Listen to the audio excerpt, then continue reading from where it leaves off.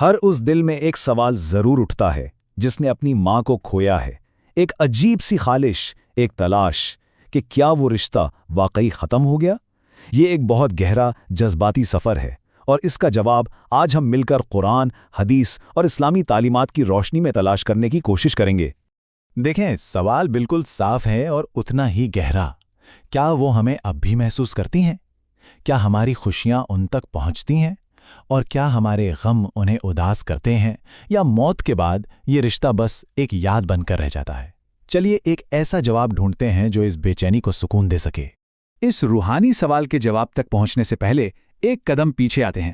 پہلے یہ سمجھنا ضروری ہے کہ ہم بات کس ہستی کی کر رہے ہیں۔ آخر ماں کا وجود کیا ہے؟ کیونکہ یہ کوئی معمولی دنیاوی رشتہ نہیں ہے۔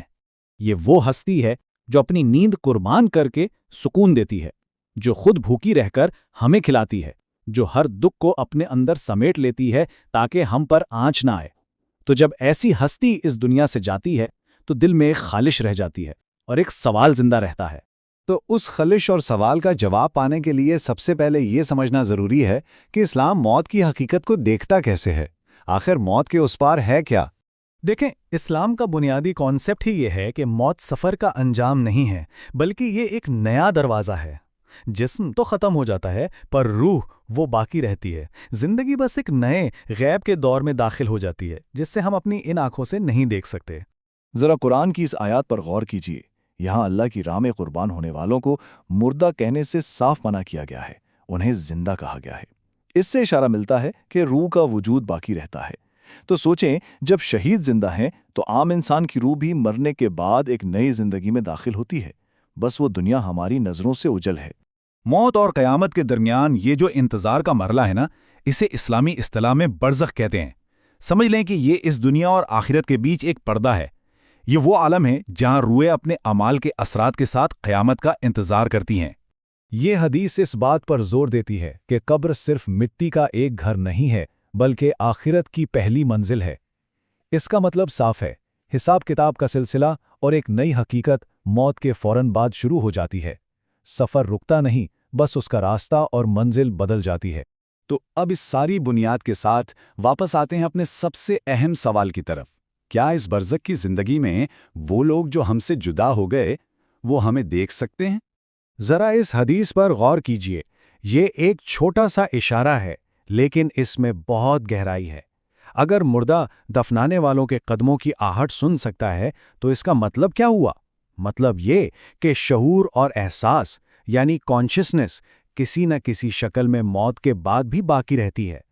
روح بالکل بے خبر نہیں ہو جاتی۔ لیکن یہاں ایک بہت اہم اور باریک بات ہے۔ دیکھیں، قرآن و حدیث میں ایسا کوئی واضح صاف ثبوت نہیں ملتا کہ مردے روزانہ کی بنیاد پر زندہ لوگوں کو دیکھتے رہتے ہیں جیسے ہم ایک دوسرے کو دیکھتے ہیں۔ لیکن ہاں، یہ ضرور مانا جاتا ہے کہ اللہ کے حکم سے روحوں کو اپنے پیاروں کے حالات سے آگاہ کیا جاتا ہے۔ اور یہ ایک بہت اہم روایت ہے جو اس معاملے پر روشنی ڈالتی ہے۔ اس کے مطابق ہمارا رشتہ ان سے ٹوٹا نہیں ہے۔ ہمارے اچھے یا برے کام، ہماری زندگی کے فیصلے ان پر پیش کیے جاتے ہیں، یعنی ان کا اثر اس دنیا سے اس دنیا تک سفر کرتا ہے۔ اب ذرا تصور کیجئے، ایک ماں کو عالم برزخ میں یہ اطلاع ملے کہ اس کی اولاد نیک کام کر رہی ہے، لوگوں کی مدد کر رہی ہے، تو کیا اس کی روح خوش نہیں ہوگی؟ اور اس کے برعکس، اگر اسے پتہ چلے کہ اس کی اولاد غلط راستے پر ہے، تو کیا اس کی روح کو تکلیف نہیں ہوگی؟ اور اسی نقطے سے ہم اس پوری بحث کے سب سے اہم حصے کی طرف آتے ہیں۔ شاید ہم غلط سوال پر اٹکے ہوئے ہیں۔ سوال یہ نہیں ہونا چاہیے کہ کیا وہ ہمیں دیکھ رہے ہیں، اصل سوال تو یہ ہے کہ ہم ان کے لیے کیا بھیج رہے ہیں۔ یہ واقعہ ہمیں ایک بہت بڑی حقیقت سکھاتا ہے۔ ہمارا غم انہیں تکلیف دے سکتا ہے، لیکن ہماری دعائیں انہیں فائدہ دیتی ہیں۔ وہ ہمیں دیکھیں یا نہ دیکھیں، لیکن ہماری دعائیں ان تک ضرور پہنچتی ہیں۔ اور اس کی دلیل اس مشہور حدیث میں ہے کہ جب انسان مر جاتا ہے تو اس کے اعمال کا سلسلہ ختم ہو جاتا ہے، سوائے ان 3 چیزوں کے۔ اور یہاں نیک اولاد کا ذکر اس بات کا صاف ثبوت ہے کہ اولاد کا اپنی ماں کے ساتھ تعلق موت کے بعد بھی ختم نہیں ہوتا۔ تو اہم نقطہ یہ ہے، دیکھنے کا معاملہ اللہ بہتر جانتا ہے، لیکن ہمارے اعمال کا، ہماری دعاؤں کا ان تک پہنچنا یہ ایک یقینی بات ہے، اور یہی ان سے محبت کا اصل اظہار ہے۔ تو اب اس پوری گفتگو کو سمیٹتے ہوئے آئیے اس سوال کو بالکل الٹ کر دیکھتے ہیں، کیونکہ شاید اصل نقطہ ہم سے ہی شروع ہوتا ہے۔ اتنا सब कुछ जानने के बाद एक लम्हे के लिए सोचिए, क्या ये मुमकिन नहीं कि हम गलत सवाल पर ही अपनी सारी तवज्जो मरकूज किए हुए हैं? शायद इस मामले का असल पहलू कुछ और है। यही है हकीकी नुक्ता। क्या हम उनके लिए कुछ करते हैं क्योंकि उनका हक उनकी ज़िंदगी में भी था और उनके जाने के बाद भी है? क्या हम उस हक को अदा कर रहे हैं? तो अगर दिल में वाकई मोहब्बत है तो उसे आंसुओं के बजाय अमल में लाने के ये बेहतरीन तरीके हैं।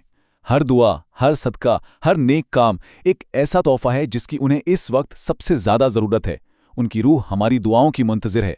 तो आखिर में बात देखने या ना देखने की नहीं है, बात है याद रखने की, और उस याद को अपने नेक आमाल से जिंदा रखने की, क्योंकि यही वो रिश्ता है जिसे मौत भी नहीं तोड़ सकती। अल्लाह हम सबको अपने वालिदैन की कद्र करने की तौफीक दे।